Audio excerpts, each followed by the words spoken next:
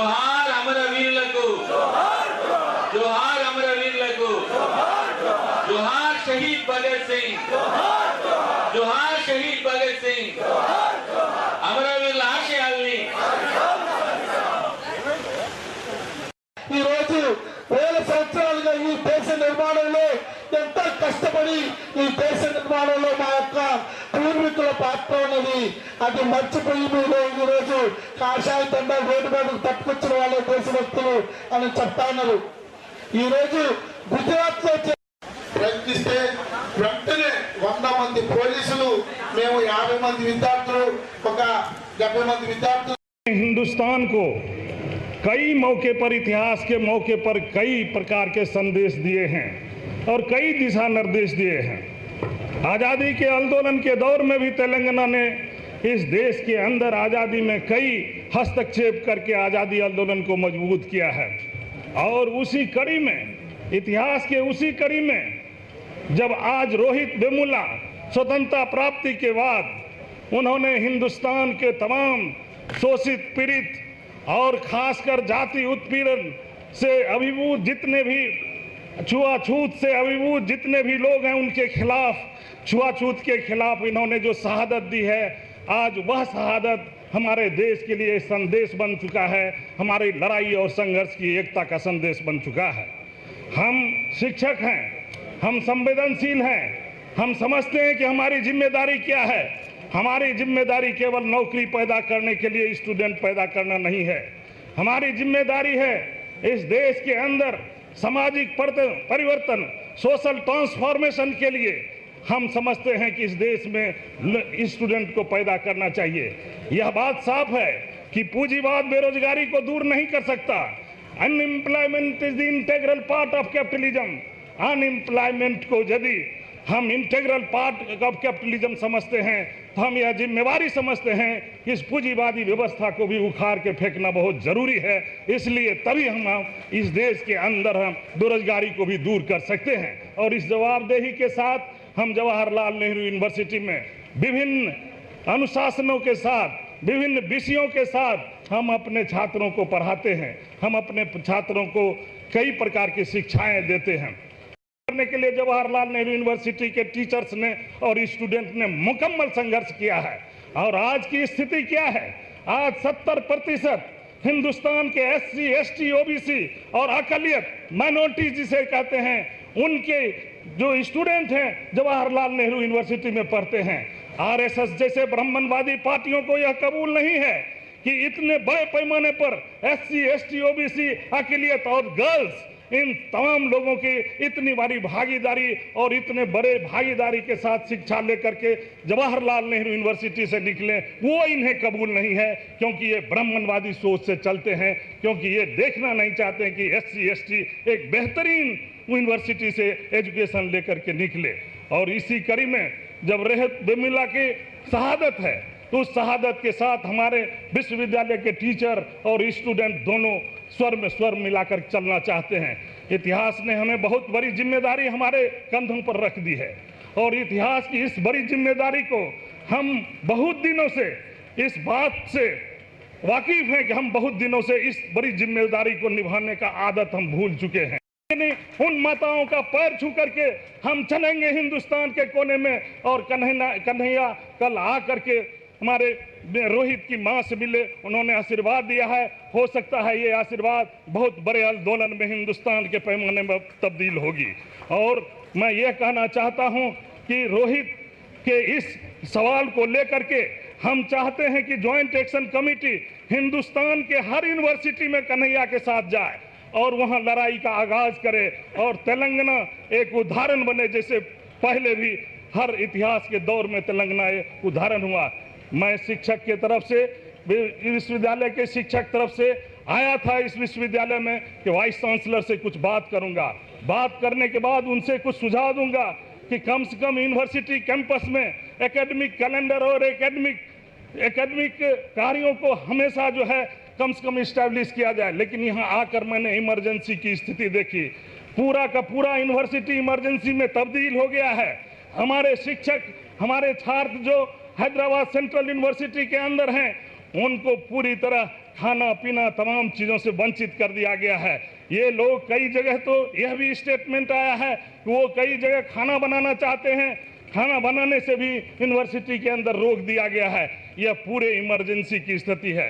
यदि अप्पा राव, प्रोफेसर अप्पा राव इस आरएसएस का एजेंट बन करके काम करना चाहते हैं तो उन्हें मैं याद दिलाना चाहता हूं कि जिस तरह से हिटलर वहाँ जर्मन नेशनलिज्म और वहाँ का पूंजीवाद मिलकर के हिटलर जैसे फासिज्म को पैदा किया है, यहाँ भी कॉरपोरेट सेक्टर और आरएसएस मिलकर इस देश के अंदर फासिज्म पैदा करना चाहता है। तो इसका जवाब हिटलर को मिल गया था और यहाँ भी मोदी और अप्पा राव उनके एजेंट को वह जवाब हिंदुस्तान की जनता भी देगी और हिंदुस्तान के नौजवान और स्टूडेंट टीचर सब मिल करके उसका जवाब देंगे। मैं अपनी बात समाप्त करना चाहता हूँ ఐఐటి చెన్నై నుంచి స్టార్ట్ అయినటువంటి ఈ ఉద్యమం పూణే దాకా వెళ్తుంది.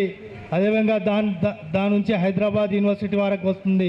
आपसे माफ़ी मांगना चाहूँगा कि मुझे तेलुगु नहीं आती है और इस देश के अंदर अगर आप देशभक्त हैं, देशभक्ति करना चाहते हैं, आपका घर अगर बिहार है तो हिंदी पट्टी छोड़कर आपको पूरे देश में जाकर माफ़ी मांगनी पड़ेगी। यही देशभक्ति है, क्योंकि सिर्फ हिंदी इस देश की भाषा नहीं है।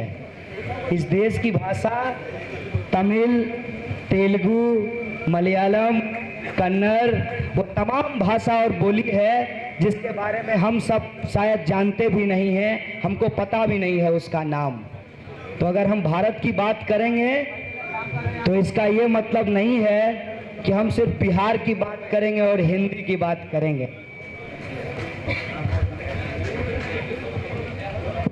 तो मुझे माफ़ कीजिएगा, मुझे तेलुगु नहीं आती, लेकिन तेलुगु का एक शब्द मुझे मालूम है। उस शब्द को कहते हैं गाड़ू। तो यहाँ मौजूद आप लोग बैठ जाइए आप लोग।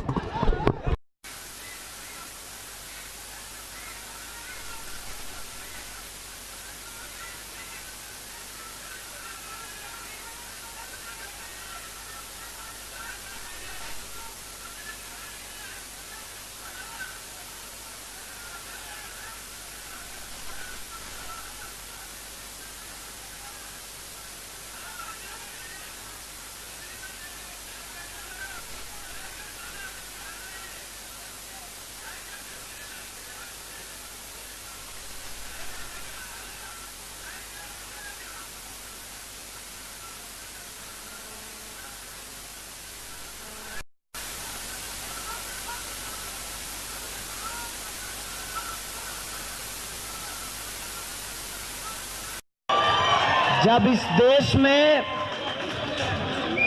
अपर कास्ट लोग उनको घर नहीं देते थे तो वो झूठ बोलकर घर लेते थे, और जब पता चलता था कि वो दलित हैं तो उनका सामान बाहर फेंक दिया जाता था।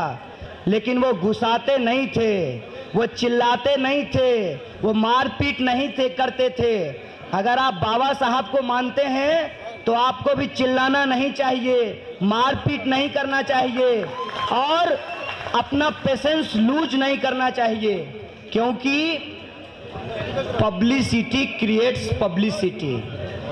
हम बहुत बहुत धन्यवाद देना चाहते हैं मोदी जी को और उनकी पुलिस को कि उन्होंने हमें पब्लिसिटी दे दी।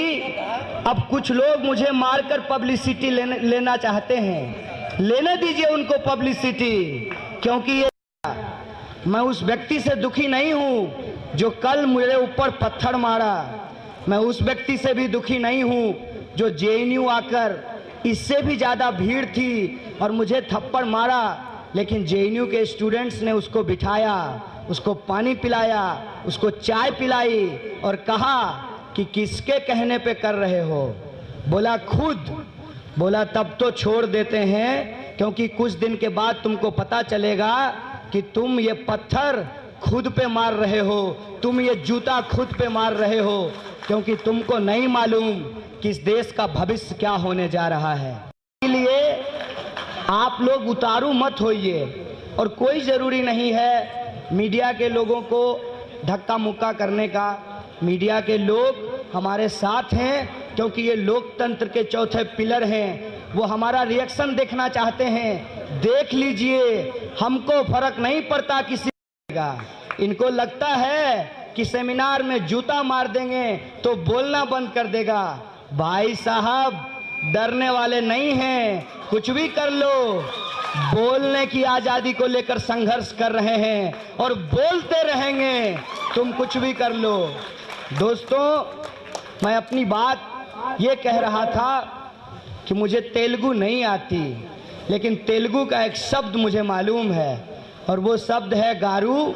और आप सब लोग हमारे लिए गारू हैं और आप सभी का मैं JNU-SU की तरफ से खैर मकदम करता हूँ, इस्तकबाल करता हूँ। आपको क्रांतिकारी सलाम करता हूँ, आपको जय भीम पेश करता हूँ। दोस्तों, आज मैं हैदराबाद में खड़ा हूँ और इससे पहले भी मैं हैदराबाद आया था। मैं हैदराबाद सेंट्रल यूनिवर्सिटी गया। रोहित के सवाल को लेकर जो जॉइंट एक्शन कमेटी के साथी हमारे साथ मौजूद हैं, ये भूख हड़ताल पर थे। इनके साथ हमने 3 दिन बिताया और तय किया कि रोहित की लड़ाई एक यूनिवर्सिटी का। इनको लगता है कि सेमिनार में जूता मार देंगे तो बोलना बंद कर देगा। भाई साहब, डरने वाले नहीं हैं, कुछ भी कर लो। बोलने की आजादी को लेकर संघर्ष कर रहे हैं और बोलते रहेंगे, तुम कुछ भी कर लो। दोस्तों, मैं अपनी बात ये कह रहा था कि मुझे तेलुगु नहीं आती, लेकिन तेलुगु का एक शब्द मुझे मालूम है और वो शब्द है गारू। और आप सब लोग हमारे लिए गारू हैं और आप सभी का मैं JNU-SU की तरफ से खैर मकदम करता हूँ, इस्तकबाल करता हूँ। आपको क्रांतिकारी सलाम करता हूँ, आपको जय भीम पेश करता हूँ। दोस्तों, आज मैं हैदराबाद में खड़ा हूँ और इससे पहले भी मैं हैदराबाद आया था। मैं हैदराबाद सेंट्रल यूनिवर्सिटी गया। रोहित के सवाल को लेकर जो जॉइंट एक्शन कमेटी के साथी हमारे साथ मौजूद हैं, ये भूख हड़ताल पर थे। इनके साथ हमने 3 दिन बिताया और तय किया कि रोहित की लड़ाई एक यूनिवर्सिटी भाव को ख़त्म कराने की लड़ाई है। ये लड़ाई हमारी जो पहचान है, उस पहचान को आपस में लड़ाने की लड़ाई के खिलाफ ये लड़ाई है। इसीलिए मैं आपको एक बात कह देना चाहता हूँ कि आज चाहे कोई भी हो, चाहे मार्क्सिस्ट हो, अम्बेडकराइट हो, सोशलिस्ट हो, लोहियाइट हो, या फिर अपने आप को मध्यमार्गी सेंटरिस्ट कहने वाले लोग हों, आज तमाम तरीके के लोग अंडर अटैक हैं, क्योंकि इस मुल्क में जमहूरियत पे हमला हो रहा है। और ये बात मैं कोई हवा में नहीं कह रहा हूँ। आज से कुछ बुजुर्ग यहाँ मौजूद हैं। आज से 20 साल पहले कोई अगर आपको कहता कि पानी को बेचेंगे, पानी का धंधा करेंगे, तो आपको लगता ये आदमी पागल हो गया है। पानी भी भला बिकने की चीज़ है। पानी पर पहले भी सबका हक नहीं था। दलितों को कुएं से पानी नहीं लेने दिया जाता था और नदी में उनके लिए अलग घाट होता था। आज एक नए तरीके का कुआं बन रहा है, आज एक नए तरीके का घाट बन रहा है। और वो क्या है? वो ये है इस बोतल में बिकने वाला पानी। तो जब हम इस देश के अंदर गरीब की बात करते हैं, प्रोलेटारियत की बात करते हैं, तो वो कौन लोग हैं? इस देश में वो लोग दलित हैं, आदिवासी हैं, पिछड़े हैं, मुसलमान हैं, अल्पसंख्यक हैं। यह बात सरकारी आंकड़ा कहता है, ये बात हम नहीं कह रहे हैं। तो चाहे आप मार्क्सिस्ट हो, प्रोलेटारियत की आज़ादी, प्रेशर के खिलाफ एकजुट होना पड़ेगा। और अगर हम एकजुट होंगे तो हम जीतेंगे। और जो सपना है हमारे संविधान का, सबके लिए न्याय को सुनिश्चित करना, सबके लिए बराबरी को सुनिश्चित करना, एक धर्मनिरपेक्ष समाजवादी मुल्क बनाना, ये मुल्क हम बना सकते हैं। बाबा साहब भीमराव अंबेडकर के सपनों को सच कर सकते हैं, भगत सिंह के सपनों का देश बना सकते हैं। इसीलिए जो बात मैं कह रहा हूँ, जय भीम लाल सलाम, उसका एक बुनियादी मतलब है। बुनियादी मतलब ये है कि चाहे लड़ाई प्रोलेटारियत की हो, चाहे लड़ाई दलितों की हो, चाहे लड़ाई आदिवासियों की हो, पिछड़ों की हो, अल्पसंख्यकों की हो, महिलाओं की हो, उन लड़ाइयों को हमको एकजुट करना पड़ेगा। क्योंकि कुछ लोग कहते हैं बीजेपी माइनॉरिटी के खिलाफ है। मैं कहता हूं जो 100 घराने इस मुल्क की 95% संपत्ति को अपने कब्जे में लिए हुए हैं, वो माइनॉरिटी हैं। वो लोग जो 0.5% हैं और जिनके ऊपर बजट का 65% खर्च होता है, वो लोग हैं और उनके पक्ष में वो खड़ा होता है। एक इंसान ने हमको कहा कि आप बार बार मोदी जी के खिलाफ क्यों बोलते हैं। हमने कहा अगर आप प्राइम मिनिस्टर होते और आप अगर विद्यार्थियों के खिलाफ नीति बनाते, आप अगर इस देश के अंदर कमज़ोर लोगों के खिलाफ नीति बनाते, तो हम आपके खिलाफ बोल रहे होते। हमें व्यक्ति से कोई नफरत नहीं है। इसीलिए यहाँ बैठकर मैंने मोदी जी के लिए एक शेर लिखा है, वो मैं आपको अर्ज करना चाहता हूँ कि आप मेरी गली में आए क्यों, ना उम्मीदी में उम्मीद जगाए क्यों, खुश थे अपनी मुफलिसी में, अच्छे दिन का सपना दिखाए क्यों। अगर हम पूछ रहे हैं आपसे कि हमारा 15 लाख कहाँ है, तो इसमें मेरा क्या दोष है, आप ही ने कहा था। अगर हम कह रहे हैं कि महंगाई कम नहीं हुई, महंगाई बढ़ जा रही है हर बार सेंसेक्स की उछाल के साथ, तो इसमें मेरा क्या दोष है। आपने कहा था कि भारत एक युवा राष्ट्र है, हम 10 करोड़ रोजगार पैदा करेंगे। तो हम पूछते हैं कि 16 करोड़ लोग सरकारी रजिस्टर में नाम लिखाए हैं, उनको रोजगार कब मिलेगा, अच्छा दिन कब आएगा। वाले के साथ खड़ा था और आप जोड़ने वाले के साथ खड़े हैं। हम हैदराबाद की एक एक जनता को, तेलंगाना और आंध्र प्रदेश की एक एक जनता को जेएनयू की तरफ से तहे दिल से शुक्रिया अदा करना चाहते हैं कि आप जेएनयू के पक्ष में बोल रहे हैं, आप साथी रोहित के पक्ष में बोल रहे हैं, तो आप जमहूरियत के पक्ष में बोल रहे हैं, सही को सही कहने के पक्ष में बोल रहे हैं और गलत को गलत कहने के पक्ष में बोल रहे हैं।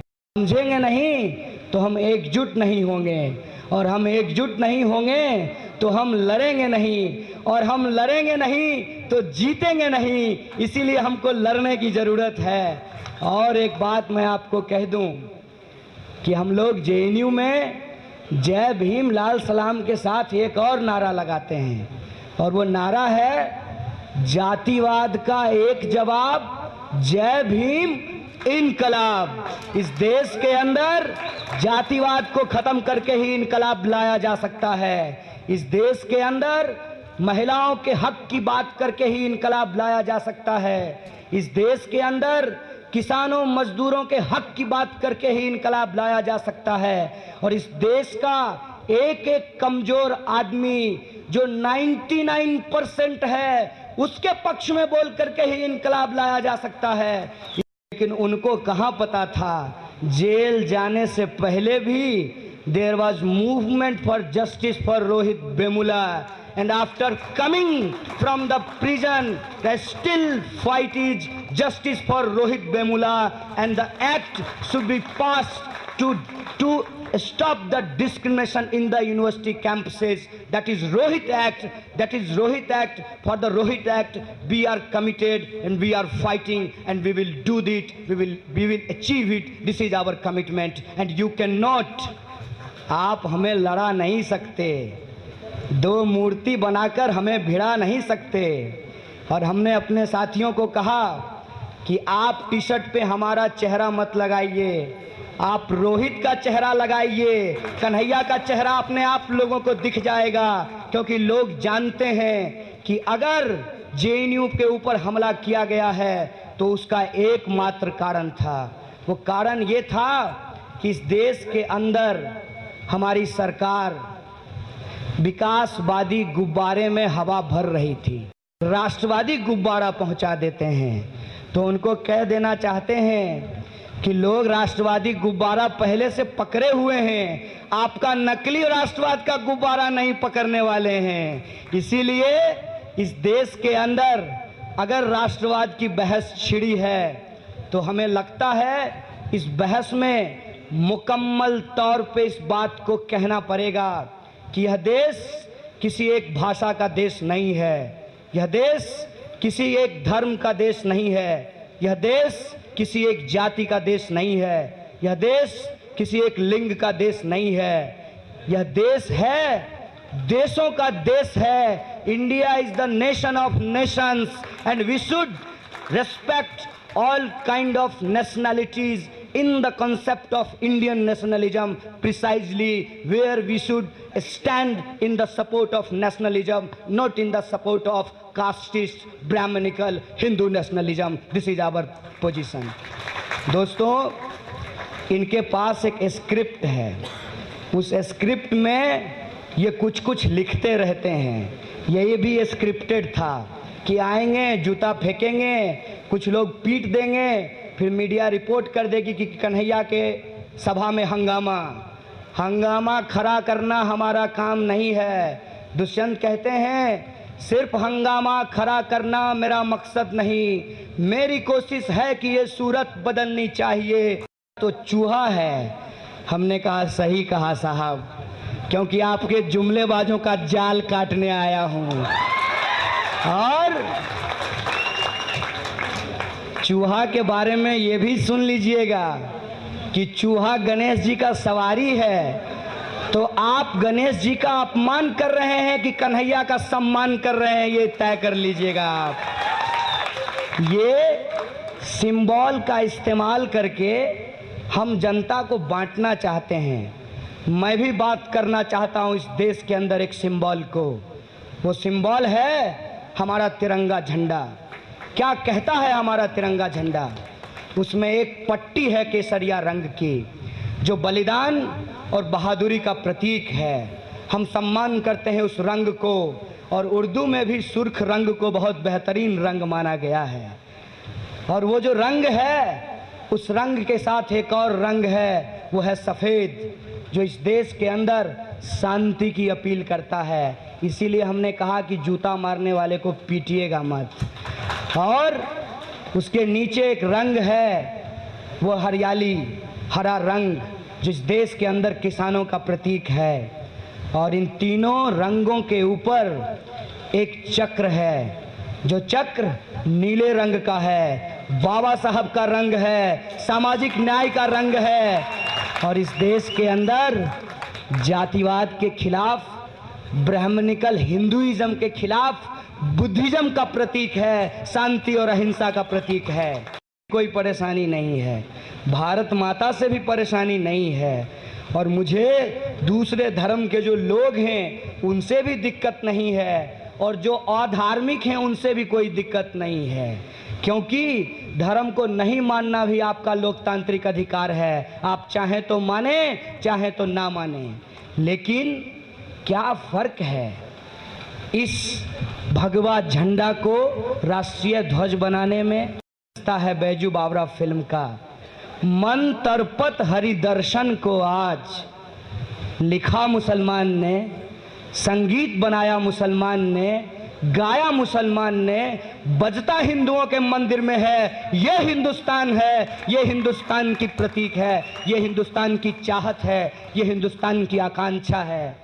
इसको ये बदल देना चाहते हैं, और बहुत तरीके से भारत माता का नाम लेकर बदलना चाहते हैं।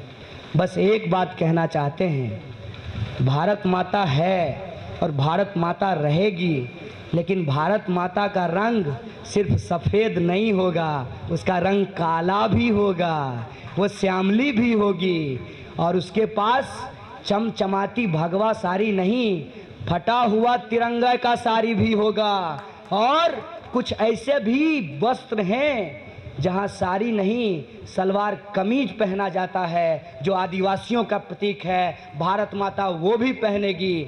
तुम भारत माता को हेजमोनाइज नहीं कर सकते हो, तुम भारत माता को अपने रंग में नहीं रंग सकते हो। भारत माता का रंग हिंदुस्तान का रंग है, 125 करोड़ लोगों का रंग है। के पीछे एक साजिश है। साजिश क्या है? दादरी में मार दो एक मुसलमान को, मार दो अखलाक को, और लोग ये नहीं पूछेंगे कि वो आदमी मारा क्यों गया, लोग ये पूछेंगे कि फ्रिज में मांस किस चीज़ का रखा था। मार दो रोहित को, कर दो उसकी हत्या, लोग ये नहीं पूछेंगे कि रोहित मरा क्यों, उससे पूछी जाएगी कि उसकी जात क्या है। शर्म आती है, शर्म आती है ऐसी राजनीति पे, और दुख होता है ऐसे नैरेटिव पे जिसको इस देश के अंदर खड़ा करने की कोशिश की जा रही है। हमको लगता है मरने वाले इंसान की जात और धर्म पूछने से पहले मरने का कारण पूछना चाहिए, और जो लोग जिम्मेवार हैं उन जिम्मेवार लोगों को ढूंढना चाहिए। इन्होंने नई साजिश रची, हम विद्यार्थियों के खिलाफ सुरक्षा बलों को खड़ा करने का कोशिश किया। हमने कहा कि आप नहीं खड़ा कर सकते सुरक्षा बलों को, हम सारे खिलाफ, क्योंकि जो लोग शहीद हो रहे हैं सीमा पे वो भी शहीद हैं, जो लोग शहादत दे रहे हैं खेतों में वो भी शहीद हैं, और जो लोग शहादत दे रहे हैं यूनिवर्सिटी में रोहित वेमुला वो भी शहीद हैं। हम शहीदों को आपस में आप नहीं लड़ा सकते हैं, क्योंकि हम शहादत दे रहे हैं इस समाज के अंदर गैर बराबरी को ख़त्म करने के लिए, बराबरी को स्थापित करने के लिए, और आप हमारी लड़ाई को कमज़ोर नहीं कर सकते, आप हमें बांट नहीं सकते। यही हमारा कमिटमेंट है, यही हमारी समझदारी है। इसीलिए साथियों, बस एक बात अंतिम तौर पर कहते हुए अपनी बात को ख़त्म करूँगा। वजह है कि अमेरिका में डोनाल्ड ट्रंप को इतना ज़्यादा वोट मिल रहा है, जो सीधे तौर पे कहता है कि मुसलमानों को अमेरिका छोड़कर चले जाना चाहिए, और वो अमेरिका का राष्ट्रपति बनने वाला है। इस बात पर आपको बार बार सोचना पड़ेगा कि दंगा करा करके लोग कैसे सरकार बना रहे हैं। इसका कारण क्या है?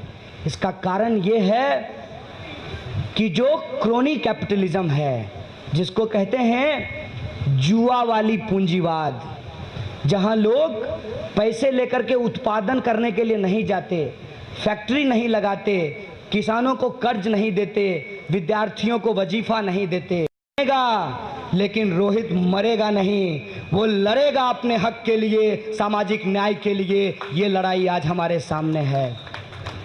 और जब समाज में ऐसा संकट है, जब समाज में संकट गहराया है कि हमको वजीफा नहीं मिल रहा, अपना डिग्री कंप्लीट करने के बाद जब हमको नौकरी नहीं मिल रही, तो हम जिम्मेदार आदमी को ढूंढेंगे और उसका लखटकिया कोट पकड़ करके उससे पूछेंगे कि लखटकिया कोट के लिए पैसा है और हमारा वजीफा देने के लिए पैसा नहीं है। नहीं चलेगा, नहीं चलेगा। ये सब्सिडी का पैसा विजय माल्या को दे करके लंदन आप भिजवा दीजिएगा, और हमारा पैसा हमको ना दे करके हमको फांसी पे झुला दीजिएगा। ये नहीं चलने वाला है, ये हम नहीं होने देना चाहते हैं। इसीलिए साथियों, आप सबसे अपील करना चाहते हैं कि आज के समय में हमें महामानवों को एक दूसरे के खिलाफ खड़ा करके देखने की बजाय एक दूसरे के साथ खड़ा करके देखने की ज़रूरत है। हो सकता है कि अम्बेडकरिज्म और मार्क्सिज्म में एक ज़बरदस्त कॉन्ट्राडिक्शन रहा हो, लेकिन मैंने भी इतिहास पढ़ा है। जिस डांगे के बारे में कहा गया कि उन्होंने कहा कि अम्बेडकर को वोट देने के बजाय बैलेट को फेंक देना अच्छा है, उसी डांगे के साथ कामगारों के हड़ताल में हमेशा अंबेडकर शामिल होते थे और उनकी लेबर पार्टी शामिल होती थी। और अंबेडकर ने इस देश के अंदर अगर पार्टी बनाई तो लेबर पार्टी बनाई। This is the basic essence between unity of Marxism and Ambedkarite movement. I want to tell you, Kerala के अंदर जो लेफ्टिस्ट लोग थे खुद को एथिस्ट कहते थे, लेकिन दलितों के मंदिर प्रवेश का आंदोलन चलाए थे। उस आंदोलन के बारे में आप सब लोग जानते होंगे। मैं सिर्फ ये कहना चाहता हूँ कि गांधी और अंबेडकर के बीच में भी एक डिबेट रहा होगा, लेकिन अगर आपको गोडसे से लड़ना है तो गांधी का नाम लेना पड़ेगा, वरना ये गांधी छोड़ देंगे और उसका चश्मा अपना लेंगे। हमको पूरा गांधी चाहिए, सिर्फ चश्मा से हम नहीं मानने वाले हैं। चश्मा दे करके तुम हमें ठग नहीं सकते हो। हम तो कहते हैं कि विवेकानंद भी इनके नहीं हैं। पता है क्यों? क्योंकि इस देश के अंदर 2 साल हो गया सरकार को, एक तो इन्होंने कोई योजना नहीं बनाई, और जो योजना बनाई उसका नाम विवेकानंद पे नहीं रखा, अपने संघ के नेताओं के नाम पे रखा, क्योंकि इनको विवेकानंद से भी दिक्कत है। विवेकानंद कहते हैं एक जगह, इस देश के अंदर गरीबों के सामने धर्म की बात करना सबसे बड़ा अधर्म है। अब बताइए ये धर्म के नाम पे वोट कैसे मांगेंगे और विवेकानंद इनकी मदद कैसे करेंगे?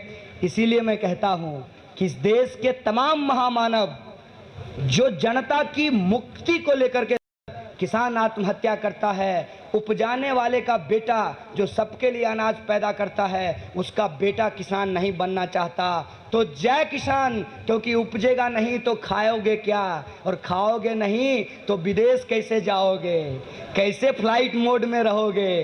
तो जय किसान। और संविधान की जय इसलिए क्योंकि यह संविधान ही इस देश में सही देशभक्ति की बात करती है। Because our constitution starts from our preamble, the first line is we are the people of India, so we should salute our constitution, we should salute Baba Saheb Bhimrao Ambedkar. And the last thing, आज़ादी देश से नहीं मनुवाद से चाहिए, छुआछूत से चाहिए। तो हम क्या चाहते? जोर से बोल लो। अरे मनुवाद से, अरे जातिवाद से, तो हत्यारों से, अरे झूठ मूठ से, फर्जीवारे से, जुमलेबाजों से, तो सूट बूट से हम लेके रहेंगे। जय भीम, लाल सलाम। కన్నయ్యకు మనందరి తరపున మరొక